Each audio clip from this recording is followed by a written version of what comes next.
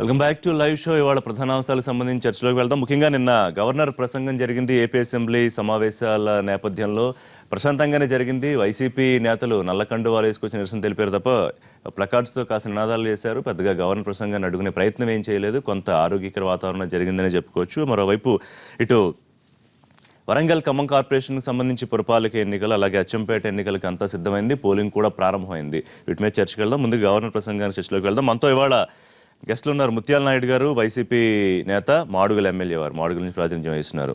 మరోవైపు జంధ్యాల రవిశంకర్ గారు, high court senior న్యాయవాది, కాంగ్రెస్ నాయకులు. మందా జగన్నాథం గారు, టీఆర్ఎస్ సీనియర్ నాయకులు, మాజీ ఎంపీ. గుడ్ మార్నింగ్ అండి, వెల్కమ్ టు లైవ్ షో. ముందుగా రవిశంకర్ గారు, మీతో ప్రారంభిద్దాం. నిన్న కొంత హెల్తీ అట్మాస్ఫియర్లోనే ప్రారంభం అనుకోవచ్చా? మనకి తెలంగాణ అసెంబ్లీ నుంచి కొన్ని రూల్స్ ఏవో స్పీకర్ పాస్ చేశారు. ఒకవేళ గవర్నర్ ప్రసంగాన్ని అడ్డుకుంటే చర్యలు ఉంటాయి, ఇట్లాంటివి కొన్ని. అక్కడ అట్లాంటివి ఏం పాస్ చేయకపోయినా కొంత సుహృద్భావ వాతావరణంలో నినాదాలు, ప్లకార్డులు చూపించారు తప్ప పెద్దగా అడ్డుకునే ప్రయత్నం చేయలేదు. ప్రజాస్వామ్యంలో మనకి గవర్నర్ అనే హెడ్ ఆఫ్ ది స్టేట్గా ఉండి నా ప్రభుత్వ విధానాలు అని మాట్లాడేటప్పుడు అందరూ ప్రభుత్వంలో భాగమే. ఎమ్మెల్యేలు, ఎవ్రీబడి అందరూ ప్రభుత్వంలో భాగం. మనందరం ఈ రాష్ట్ర పౌరులం కాబట్టి ఖచ్చితంగా గౌరవించాల్సిన బాధ్యత ఉంది. అయితే గత కొన్ని సంవత్సరాలుగా జరుగుతుందంటే ఇక్కడని కాదు, భారతదేశంలో గవర్నర్ ప్రసంగానికి అడ్డుకోవటాలు, గొడవ చేయటాలు ఒక పార్లమెంట్లో కొద్దిగా ఇది చేస్తున్నారు. కానీ ప్రెసిడెంట్ స్పీచ్ని కూడా చాలా నిశితంగా క్రిటిసైజ్ చేస్తున్నారు. అది ఎందుకంటే నువ్వు ప్రాక్టికల్గా ఇవన్నీ ప్రభుత్వం రాసిచ్చితే మాట్లాడేవే. గవర్నర్లు ఏం తయారు చేయరు స్పీచ్లు, గవర్నర్లకు ఏం తెలియదు. కాకపోతే ఏంటంటే కొందరు గవర్నర్లు ఏం జరిగినవి ఏంటి అని తెప్పించుకుంటారు. ఎందుకంటే నేను గవర్నర్లకు అడ్వైజర్గా ఉన్నాను, స్పీకర్లకు కూడా అడ్వైజర్గా ఉన్నాను కాబట్టి నాకు ఈ విషయాలు బాగా తెలుసు. తెప్పించుకుని ఇది తప్పు ఉంటే ఇది తప్పు అని చెప్పేసి ఈ స్పీచ్లో ఇది ఉండటానికి వీల్లేదు, తీసేయండి, ఇందులో నేను చెప్పలేనని చెప్పిన గవర్నర్లు కూడా ఉన్నారు. మన రాష్ట్రాల నుంచి వెళ్ళి పొరుగు రాష్ట్రాల్లో గవర్నర్ చేసిన ఒక వ్యక్తి కూడా ఉన్నారు. అట్లా ఇది నేను రాయను, ఇది చదవను, ఇది చేయడానికి వీల్లేదని చెప్పిన గవర్నర్లు ఉన్నారు. అటువంటి పరిస్థితుల్లో ఇవాళ గవర్నర్ గారి ప్రసంగాన్ని మర్యాద ఇవ్వటం, రాజ్యాంగంలో ఈ గవర్నర్ వ్యవస్థ ఉన్నంతకాలం, రాతే ప్రెసిడెంట్ వ్యవస్థ ఉన్నంతకాలం మనం ఖచ్చితంగా దానికి మర్యాద. కొంత అన్వాంటెడ్ సీన్స్ చూసాం అప్పట్లో, కొంత చాలా అంటే మనకి నేను అనేది ఏంటంటే మనకి ఆ సిస్టంలో మనకి గవర్నర్ వ్యవస్థ లేకపోతే ప్రెసిడెంట్ వ్యవస్థ అని ఉన్నప్పుడు మనం మర్యాద ఇవ్వాల్సిన బాధ్యత ఉంది, రాజ్యాంగంలో ఉంది కాబట్టి. కాకపోతే నిన్న చాలా హుందాగానే ప్రవర్తించారు. సభ చక్కగా గవర్నర్ ప్రసంగాన్ని కరెక్ట్గా నడిచింది. దాదాపు నేను 10 ఏళ్ళు అడ్వైజర్గా ఉన్నాను. మొదట్లో 2004 నుంచి 2009 మధ్యలో కొంచెం మామూలుగా 9 నుంచి చాలా విశృంఖలంగా తయారైంది. తర్వాత ఇప్పుడు మళ్ళీ ఈ సంవత్సరమే కొద్దిగా ఈ మాత్రం పేపర్లు ఉండలు చుట్టి వేయకుండాను, లేకపోతే సీట్ల మీద నుంచి కొట్టకుండా గౌరవాన్ని కాపాడుతూ వీళ్ళ గౌరవం కూడా కాపాడుతున్నారు. చాలా చాలా హుందాగా ప్రవర్తించారు. నిజంగా అప్రిషియేట్ చేయాల్సిన విషయం. అంటే సాధారణంగా ఇలా జరగాలి, కానీ అది ఆయన అన్నట్టు అలవాటు పోయి ఇలా జరిగితే అప్రిషియేట్ చేయాల్సిన పరిస్థితికి వచ్చేవాళ్ళు మనం. సో ఏంటి గవర్నర్ ప్రసంగానికి సంబంధించి కానీ విమర్శలు చేస్తూ ఉన్నారు. మామూలుగా ఇదేదో ప్రభుత్వ పాఠంలాగా ఉంది తప్ప పెద్దగా అంటే విమర్శలు అంటే ముందుగా మాట్లాడిన సార్ కూడా చెప్పారు, ప్రభుత్వం ఏదైతే ఇస్తుందో దాన్ని చదవడం బాధ్యత. మరి గవర్నర్ ప్రసంగాలు ఆ విధంగానే ఉంటాయి. కాకపోతే ప్రభుత్వం తరపు నుంచి గవర్నర్ గారు చదువుతున్నారు కాబట్టి ఆ ప్రసంగాల్లో కొన్ని ఇబ్బందికరమైనటువంటిది ఏదైతే గతంలో చేస్తామనేటువంటి చేయకుండా అంకిల్ గ్యారెంటీలు చూపించుకొని ఇటువంటి అంశాలన్నీ ఉన్నాయి కాబట్టి అందుకే అన్ని విషయాల్లో కూడా కామెంట్ చేయలే. అక్కడ కొన్ని విషయాలు వచ్చేటప్పటికి మరి కాస్త కామెంట్ చేయవలసినటువంటి ప్రజల తరపున మేము ఉన్నాం కాబట్టి మాట్లాడవలసిన బాధ్యత కూడా మాకు ఉంది కాబట్టి ప్రతిపక్ష దీనిగా, అంతే తప్ప ఏదో కాగితాలు చిచ్చి విసిరే ఆలోచన కానీ మరొకటి కానీ ఆలోచన ఏ రోజు కూడా లేదు. ఇప్పుడు కూడా మా సభ్యులందరూ కూడా చాలా ఇన్స్ట్రక్షన్స్ ఉన్నాయా ముందుగానే మీటింగ్ జరిగిన నాయకుడి నుంచి? ఏదో మధ్యలో నినాదాలు చేయండి తప్ప పెద్దగా ఎక్కడెక్కడ లేదు. అది కూడా మా నాయకుడు కూడా ఏం చెప్పలేదు. మేము సభలో 2 సంవత్సరాల నుంచి సభను చూస్తున్నాం, సభ సాంప్రదాయాలు చూస్తున్నాం, సభలో నడిచినటువంటి తీరు చూస్తున్నాం, దానికి అనుగుణంగానే నడుచుకున్నాం తప్ప ప్రత్యేకించి ఈ టైం అప్పుడు మీరు లేకండి, ఈ టైం అప్పుడు మీరు మాట్లాడండి, లేకపోతే అలర్ట్ చేయండి, కాగితం చేసి పడేయండి అని ఏ రోజు కూడా మా నాయకుడు అటువంటి ఎప్పుడు చెప్పలేదు. సభలో అయితే మాత్రం హోందాగానే ప్రవర్తన చెప్తారు ఇప్పుడు కూడా. కానీ పరిస్థితుల దృష్ట్యా మరి అటువంటి పరిస్థితులు రావడం దురదృష్టకరం గతంలో.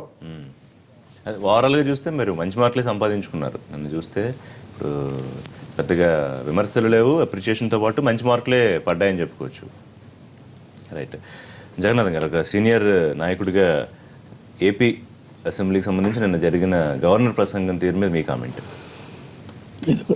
ఇది ఒక శుభసూచకం. నిజంగా ఈ మధ్యకాలంలో 2 ఏళ్ల నుంచి మనం చూస్తున్నది 5 రోజులు 6 రోజులు అసెంబ్లీ పెట్టడం, అవన్నీ 5-6 రోజులు అల్లర్లతో గడిచిపోవడం, ఆఖరి రోజున తప్పనిసరిగా బిల్లులు వీటిని పాస్ చేసుకోవాలి కాబట్టి వాయిస్ ఓటుతోనో ఏదో వేసుకుని, దానికి భిన్నంగా నిన్న వైసీపీ సభ్యులు కానీ వాళ్ళ లీడర్ కానీ చాలా హుందాగా ప్రవర్తించారని నేను చెప్పాలి. రాజ్యాంగంలో జంధ్యాల గారు చెప్పినట్టు స్పష్టంగా చెప్పబడింది, అటు పార్లమెంట్లో రాష్ట్రపతి ప్రసంగం కానీ గవర్నర్ ప్రసంగం కానీ చాలా పవిత్రమైంది, దానికి చాలా పవిత్రత ఇస్తారు. దానికి అడ్డుకోవడం కానీ అల్లరి చేయడం ఇటువంటి చేస్తున్నట్టు దాంట్లోనే పేర్కొని ఉన్నారు. సభ్యులను ఏమైనా డిస్క్వాలిఫై చేయొచ్చు, కానీ బై కన్వెన్షన్ చెయ్యరు అట్లా. ఎందుకంటే ఒక సభ్యుడి యొక్క మనోభావాలకు ఏదో చెప్తుంటారులే అన్న భావనతో బై కన్వెన్షన్ అట్లుంటాయి అటు పార్లమెంట్లో కానీ ఇటు అసెంబ్లీలో కానీ చేసే పరిస్థితుల్లో. కానీ శృతి మించి పూర్తి గవర్నర్ని అగౌరవపరిచే విధంగా కొన్ని జరిగాయి. అటువంటి సమయంలో మాత్రం డెఫినెట్గా సభలో మరి మోషన్ పెట్టేసి వాళ్ళని ఈవెన్ డిస్క్వాలిఫై చేయొచ్చు. ఇది one set of rules pass చేసింది తెలంగాణ అసెంబ్లీస్ అయితే క్లియర్గా. సరే, I will come to next. దానికి జంధ్యాల గారు కూడా తెలుసు, ఈవెన్ సభ్యుని డిస్క్వాలిఫై చేయొచ్చు శృతి మించితే. కానీ అది సాధారణంగా చేయం. మనం ప్రజలతో ఎన్నుకున్న వ్యక్తుల్ని మనం ఏదో ఒక 100 మంది 200 మంది సభలో ఉన్న వాళ్ళని డిస్క్వాలిఫై చేస్తే ప్రజాస్వామ్యాన్ని మనం నోరు నొక్కున్నట్టు ఇక్కడ ఏ సభలో కూడా చేశారు. పార్లమెంట్ రేట్ కానీ చేయలేదు, కొన్ని అదర్ కారణాల వల్ల చేశారు, డిస్క్వాలిఫై చేశారు. కాకపోతే అంటే ఈ రాష్ట్రపతి ప్రసంగం కానీ లేదా గవర్నర్ ప్రసంగం కానీ మొదటిగా వారికి పంపుతారు. క్యాబినెట్ ఓకే చేసిన తర్వాత మొదటిగా వారికి పంపుతారు. వారికి పంపిన తర్వాత అసాంతం చదివిన తర్వాత ఒక దాంట్లో ఆ రాష్ట్రపతి గారికి కానీ లేక గవర్నర్ గారికి కానీ ఇబ్బందికరమైన అంశాలు ఉంటే ఆయన దాన్ని వాళ్ళకి నోటీస్ తీసుకుని వచ్చేసి సరే మ్యూచువల్ అండర్స్టాండింగ్ అవుతుంది. ఎందుకంటే మై గవర్నమెంట్ అని అంటూ ఉంటాడు కాబట్టి ఆయన ఇప్పుడు మనకు జీవోలు వచ్చినది by the order of governor అనే వస్తాయి, బై ఆర్డర్ ఆఫ్ సీఎం అని రాదు. సో కాబట్టి దీంట్లో సాధారణంగా ఏం చేస్తారంటే ఈ క్యాబినెట్ కూడా ఒకవేళ ఏమైనా అభ్యంతరకరమైన అంశాలు ఉంటాయంటే ఇటు గవర్నర్ గారు చెప్పినా అటుపక్క రాష్ట్రపతి గారు చెప్పినా దానికి ఇబ్బంది లేకుండా చేసుకునే ఒక వ్యవస్థ మన దగ్గర ఉంది. సో నిన్నటి పరిమాణం నిజంగా కూడా చాలా శుభ పరిమాణం. ఇది ఏమవుతుందంటే ఇటువంటి పరిణామంలో మంచి చర్చకు అవకాశం వస్తుంది.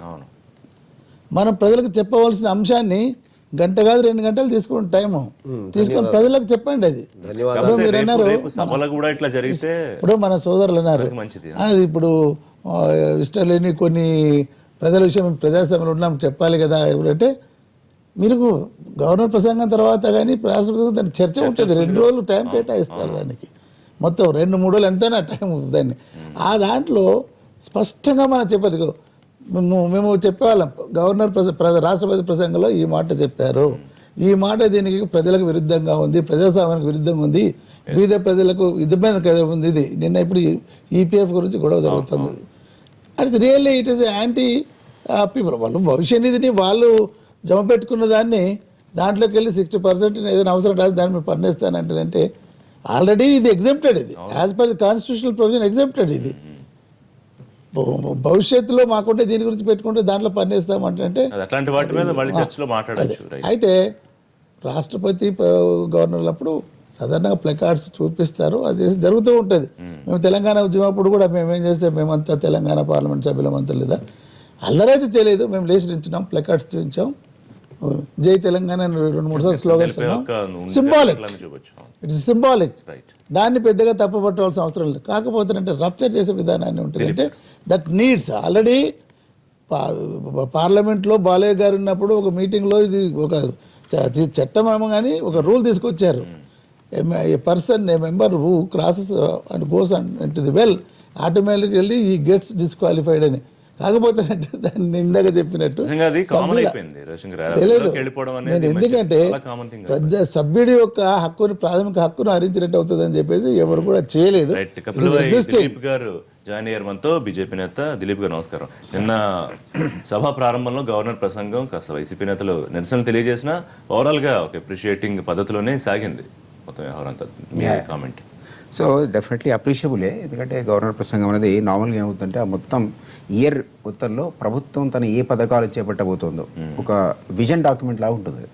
సో ఇంతకుముందు జగన్నాథ్ గారు చెప్పినట్టు it is approved by both the cabinets. అది రాష్ట్రపతి, అక్కడైతే రాష్ట్రపతి, ఇక్కడైతే ఇక్కడ క్యాబినెట్, అంటే అక్కడ క్యాబినెట్, ఇక్కడ క్యాబినెట్ రాష్ట్రపతి ప్రసంగానికి గవర్నర్ ప్రసంగానికి అప్రూవల్ ఇస్తాయి. వాళ్ళు చెప్పినట్టు ఇక్కడ అబ్జెక్షనబుల్ వాళ్ళకి ఇబ్బందికరమైన ఉంటే తొలగిస్తాయి కూడా. ఈ కెన్ రేజ్ అబ్జెక్షన్స్, ఈ కెన్ సజెస్ట్, అట్లాంటివి చదువుతారు. కాబట్టి it's nothing but A policy statement of the government అనమాట. సో తెలంగాణ ఉద్యమ క్రమంలో కొన్ని సందర్భాల్లో పార్లమెంట్లో సీరియస్గా కొన్ని సందర్భాల్లో ఇష్యూస్ వచ్చినప్పుడు ఆ డిస్టర్బెన్స్ అనేది అప్పుడు చేశారు. చాలా రేర్ అది, డెమోక్రసీలో చాలా రేర్గా జరిగింది. సింబాలిక్. అదే వారికి ఏం లేదంటే ఒక్కోసారి గవర్నర్ కుర్చీ లాగిన సందర్భాలు ఉన్నాయి. చింపి నెత్తి మీద విసిరేసిన పార్లమెంట్ సందర్భాలు. అన్నారు కదా, నేను పార్లమెంట్ కాదు, నేను ఇక్కడ ఆయన అసెంబ్లీ గురించి మాట్లాడుతున్నాడు కదా. సో ఇక్కడ కూడా జరిగినాయి, బట్ అది కాంటెస్ట్ వేరు. బట్ ఓవరాల్గా ఆ స్పిరిట్ సార్ చెప్పినట్టు ఆ స్పిరిట్ అనేది మెయింటైన్ చేయాలి. అది మంచి సంకేతం. ఇంకొకటి వారు అన్నట్టు అసలు మీరు ఏం కావాలంటే అది మాట్లాడుకోవడానికి అవకాశం, ఏం కావాలంటే అంటే ఏ సమస్యను మీరు రేజ్ చేయొచ్చు. ఈవెన్ ఆయన ప్రసంగంలో లేని అంశాన్ని కూడా ప్రస్తావించడానికి అవకాశం ఉంటుంది.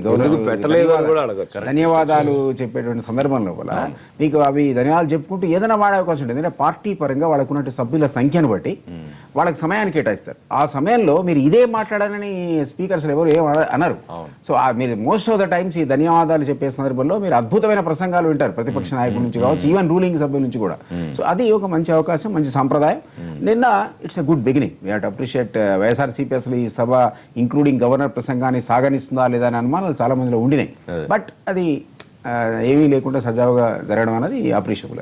రైట్. అయితే గవర్నమెంట్ ఏం చేస్తుందో ఎజెండా చెప్తూ ఇప్పుడు ప్రతికూల పరిస్థితుల్లో ఉన్నా కూడా అభివృద్ధి వైపు వెళ్తున్నామని చెప్పారు. ముఖ్యంగా విభజన హామీలు మరి గాలికి వదిలేసింది. దీనికి సంబంధించి బీజేపీ నాయకుడు కూడా స్పందిస్తారు.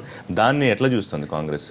అది నిజంగా గవర్నర్ గారు మరి విభజన హామీల గురించి మాట్లాడుతూ ఆంధ్రాకి అన్యాయం జరిగిందని చెప్పి మాట్లాడారు. రేపు 10వ తారీఖు తెలంగాణకు అన్యాయం జరిగిందని, విభజన బాగా జరిగిందని చప్పట్లు కొడతారేమో నాకు తెలియదు. అదే గవర్నర్ గారు కాబట్టి ఇది సూడో ఇంటలెక్చువల్ యాటిట్యూడ్. ఇది ఇట్లాంటి యాటిట్యూడ్లు కరెక్ట్ కాదు. నువ్వు చెప్పదలుచుకుంది సూటిగా చెప్పాలి. నా ప్రభుత్వం అని ఇక్కడ చెప్తున్నావు, నా ప్రభుత్వం అని అక్కడ చెప్తున్నావు. చెప్తూ విభజనలో హామీల్లో అన్యాయం జరిగింది ఆంధ్రప్రదేశ్కి అని అన్నావు.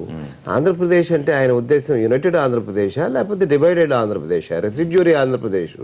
నువ్వు రెసిడ్యూరీ ఆంధ్రప్రదేశ్ తరఫున గవర్నర్గా మాట్లాడుతూ అన్యాయం జరిగిందంటే తెలంగాణకి మేలు జరిగింది, ఆంధ్రాకి అన్యాయం జరిగిందని చెప్పాలి.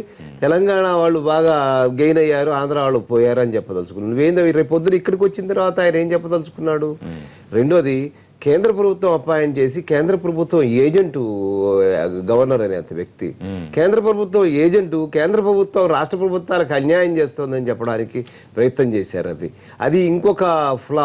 ఇది చేయటం వల్ల ఏమవుతుందంటే ఈ సిస్టమ్ మీద ఇందాక మనం మాట్లాడుకున్న పద్ధతి వేరు. ఈ సిస్టంలో ఉన్నాం కాబట్టి సిస్టమ్ మీద మనం కామెంట్ చేసుకోవాల్సి వచ్చినప్పుడు ఈ సిస్టంలో గవర్నరు ప్రెసిడెంట్ సిస్టమ్ అనేది ఉన్నప్పుడు గవర్నరు గారి ఈ రకంగా మాట్లాడటం అనేది రాజ్యాంగ ప్రకారం కరెక్టా అనేది మనం ఒకటి ఆలోచిస్తే, రెండు, జేఎన్యూలో జరిగిన కార్యక్రమం కానీ, హైదరాబాద్ యూనివర్సిటీలో జరిగిన కార్యక్రమం కానీ, కాశ్మీర్లో జరుగుతున్న ఉదంతం కానీ, ప్రభుత్వం లేకుండా బోర్డర్లో ఉన్న కాశ్మీర్లో ప్రభుత్వం లేకుండా ఉండటం, ఇన్ఫిల్ట్రేషన్లు గొడవలు జరుగుతుంటే ప్రెసిడెంట్ గారు వీటి గురించి అసలు మాట్లాడకుండా, ఈ అన్రెస్ట్ గురించి మాట్లాడకుండా ప్రెసిడెంట్ ఆఫ్ ఇండియా సైలెంట్గా ఉండటానికి కూడా ఇవాళ నేను ప్రశ్నిస్తున్నా. ఎందుకంటే వీటి గురించి మాట్లాడకుండా నువ్వు ఈ యాంగిల్లోకే తీసుకెళ్లకుండా అక్కడ వాళ్ళు ఏది రాసిస్తే అదేంటి ప్రణబ్ ముఖర్జీ లాంటి వ్యక్తి వీటి గురించి మెన్షన్ చేయలేకపోయారు అంటే మందా జగన్నాథన్ గారు నేను కానీ వారి పార్లమెంట్లో ఉన్నారు, వారికి తెలుసు రూల్స్ ప్రొసీజర్స్. కాన్స్టిట్యూషన్లో in the aid of ministers అని చెప్పి మాత్రమే ఉంటుంది ప్రెసిడెంట్. అంత మాత్రం చేత ఎయిడ్ అని చెప్పినంత మాత్రాన వాళ్ళు ఏం చెప్తే అదే మాట్లాడతాను, మిగతా అంతా నేను మాట్లాడను ప్రెసిడెంట్ అంటే రబ్బర్ స్టాంప్ అని మనం అనాల్సి వస్తుంది.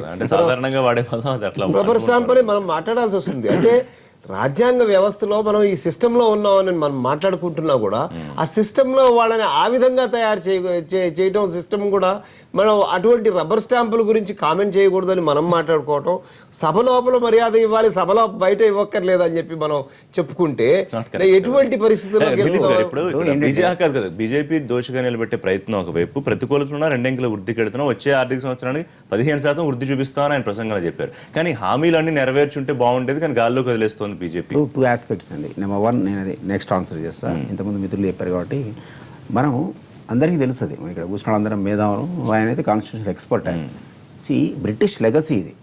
ఏది ప్రెసిడెంట్ అనేవాడు, ఇక్కడ గవర్నర్ ఆయన ప్రతినిధి. ఇది వెస్టీజియల్ ఆర్గాన్. ఇది సో మెనీ టైమ్స్ ఈ డెమోక్రసీలో క్వశ్చన్స్ రేజ్ చేయబడ్డాయి.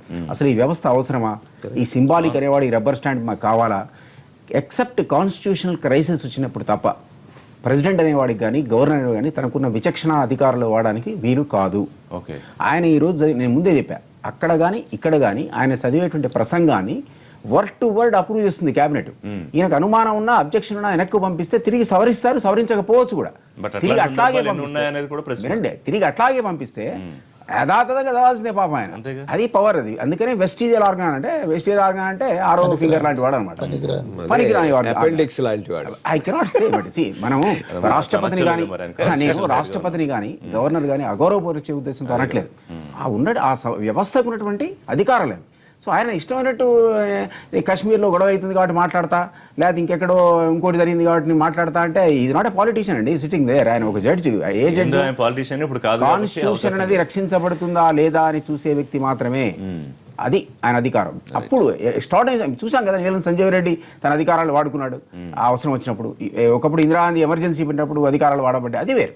ఈ సందర్భం అది కాదు. ఇంకోటి నెక్స్ట్ మీరు ఇంకో అంశం ఏంటంటే, ఆయన మాట్లాడుతూ ఇక్కడ అన్యాయం జరిగింది ఏపీకి విభజన చట్టాలు అని వాట్ ఎవర్ నిధులు కావచ్చు అంటే దట్ ఈస్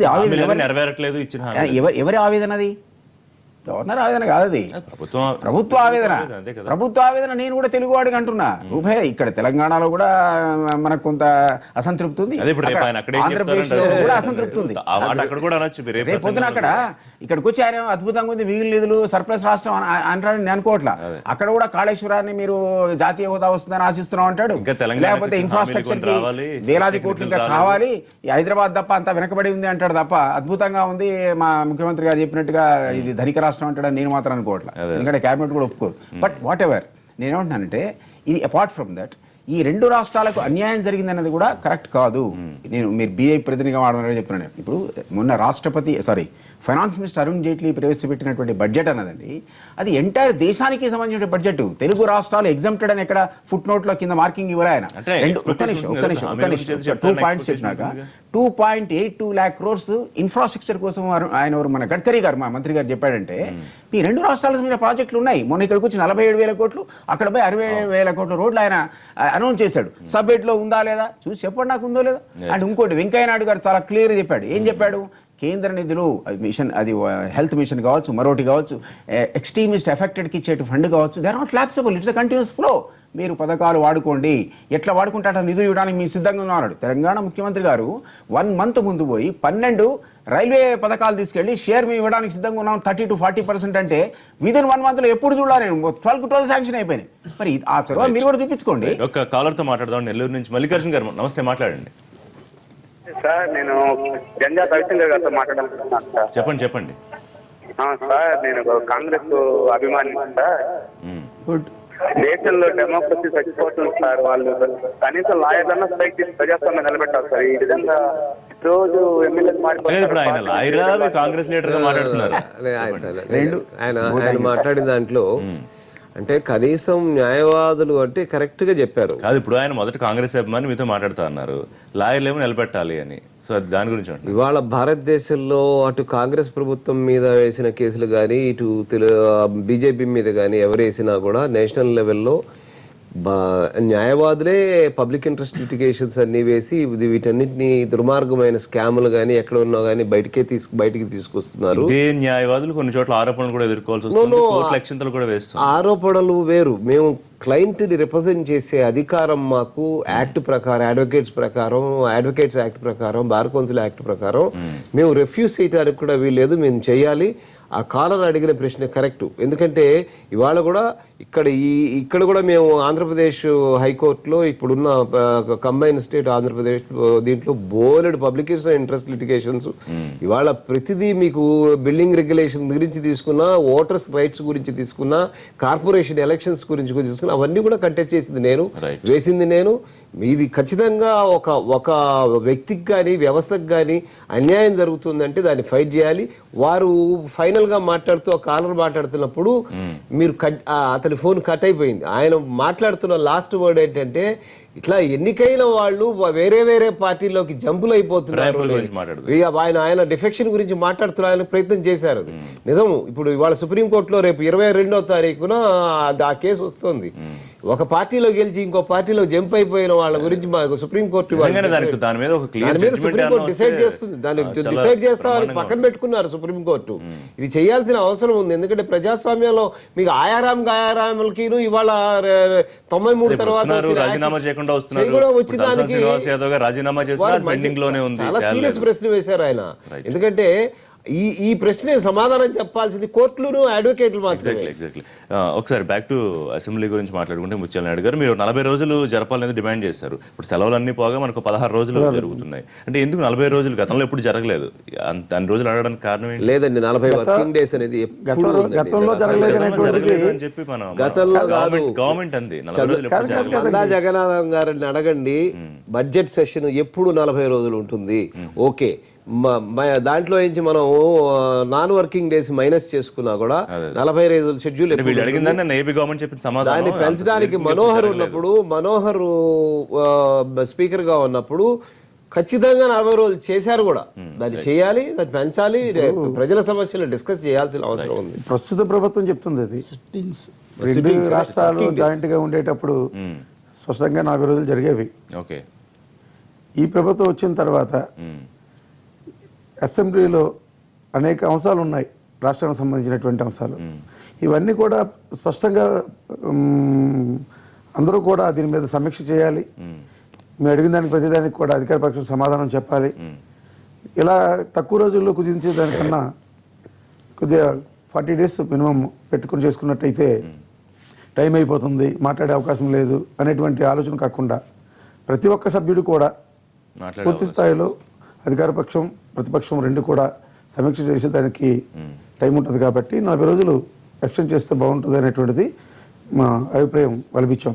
అయితే ఇక్కడ ప్రభుత్వం ఏంటంటే ఎక్కువ రోజులు సభను నడిపితే జరిగినటువంటి రోజులన్నీ కూడా ఇబ్బందికరమైన పరిస్థితులు ఎదుర్కొంటాం, తొందరగానే ముగించుకుంటే మంచిదనేటువంటి ఆలోచనతో మాత్రమే 16 రోజులు కుదించారు. ఇప్పుడు అభివృద్ధికి సంబంధించి గవర్నమెంట్ నుంచి మీ మీద విమర్శలు ఏంటంటే ఏ అభివృద్ధి పన్నైనా అడ్డుకోవడానికి ప్రయత్నం చేస్తుంది ప్రతిపక్షం, ఒక సానుకూల వాతావరణంతో ఉండట్లేదని మిమ్మల్ని వాళ్ళు విమర్శిస్తూ ఉన్నారు. ఇప్పుడు గవర్నర్ పాటలో నిన్న ఆయన చదువుతూ బీజేపీని ఒక వేలు పెట్టి చూపించే పరిస్థితి కనిపించింది. విభజన హామీలు పూర్తిగా నెరవేరిస్తే ఇంకొంచెం గ్రోత్ ఇంకా స్పీడ్గా ఉంటుందని దాన్ని సపోర్ట్ చేసే పరిస్థితి ఉందా? మీరు కూడా విభజన జరిగేటప్పుడు ఏ అయితే మనకి హామీలు ఇచ్చారో అవన్నిటిని కూడా నెరవేర్చాలనే దానికి ప్రభుత్వం కూడా తీసుకున్న నిర్ణయాన్ని మేము కూడా సపోర్ట్ చేస్తాము. అలాగే స్పెషల్ స్టేటస్ అనేటువంటిది కూడా మన రాష్ట్రానికి ముఖ్యం. దాని గురించి ఎక్కడ కూడా ప్రస్తావన రాకపోవడం దురదృష్టకరం, దౌర్భాగ్యం. నిజంగా స్టేటస్ కాదు, ఇప్పుడు అంతా కామ్ అయిపోయారు కదా, అలా రిమైన్ సైలెంట్. ఎందుకు అవుతుందండి? 1/3/2015 cabinet note, union cabinet note Manda Jagannatham గారికి తెలుసు. 5 years స్పెషల్ స్టేటస్ గురించి మాట్లాడి ఉన్నారు. 14వ వార్షిక దీని మీద 14th ప్రణాళిక దాని కింద దాని గురించి మెన్షన్ చేసి ఉన్నారు. దాని గురించి ఏ విధమైన మెన్షన్ ఇక్కడ మనకి లేదు. నేను గవర్నర్ గారు మెన్షన్ చేయాలని నేను అనుకోవట్లేదు. కానీ స్పెషల్ స్టేటస్ గురించి గవర్నర్ గారు ఖచ్చితంగా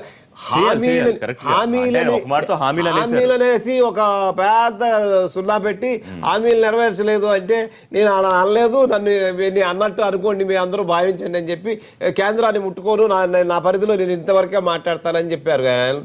ఇంకో రెండో ఇష్యూ ఏంటంటే, ఒకటే నాయుడు గారు మాట్లాడుతున్న దానికే కంటిన్యూటీలో ఏంటంటే, ఇప్పుడు హైకోర్టు ఉంది, 365 రోజుల్లో మినిమం 270 రోజులు పనిచేయాలని మాకు ఒక ఇది ఉంది. మీరు అటానమస్ అసెంబ్లీ అనేది సుప్రీం బాడీ. 270 రోజుల్లో కనుక మీకు కనుక 5 రోజులు కొరతలా పడింది అనుకోండి, సాటర్డేస్ వర్క్ చేసి మేము పూర్తి చేస్తాం. మీరు టోటల్ గా budget session, monsoon session, winter session, వీటన్నిటి ఈ సెషన్స్ అన్ని కలిపి మీరు ఒక 90 రోజులు పనిచేయాలని మీకు రాసి ఉంది. బడ్జెట్ సెషన్ మినిమం 42 రోజులు నడవాలని రాసింది. అన్ని రోజులు జరగట్లేదు అనుకుంటాగా. అవి ఆ డేస్ అన్ని మీరు ఎందుకు నడపట్లేదు అని ప్రజలకు సమాధానం చెప్పాలి. ప్రజల వాయిస్ వినిపించడానికి ఎమ్మెల్యేలు సభలోకి వెళ్ళినప్పుడు ప్రజల వాయిస్ వినిపించుకోవడానికి ఎమ్మెల్యేకి అవకాశం హాలిడేలో కాకుండా రెగ్యులర్ గా జరగాల్సిన ప్రాసెస్, ఎక్కువ రోజులు జరగాల్సిన ప్రాసెస్ మీరు జరగాలి. పెంచుకుని మనము ప్రజల సమస్యల్ని వాళ్ళు ఏకరువు పెట్టడానికి అవకాశం ఇచ్చేదాన్ని నువ్వు కుదించేస్తే అర్థం ఏంటి? ప్రజల సమస్యలతో మాకు ప్రమేయం లేదు అని చెప్పి ప్రభుత్వం చెప్పదలుచుకుంది. రైట్. లైవ్ షో వచ్చిన బ్రేక్ తీసుకుందాం. బ్రేక్ తర్వాత ఇటు ఖమ్మం వరంగల్ కార్పొరేషన్ ఎన్నికలకు సంబంధించి మాట్లాడడానికి అవకాశం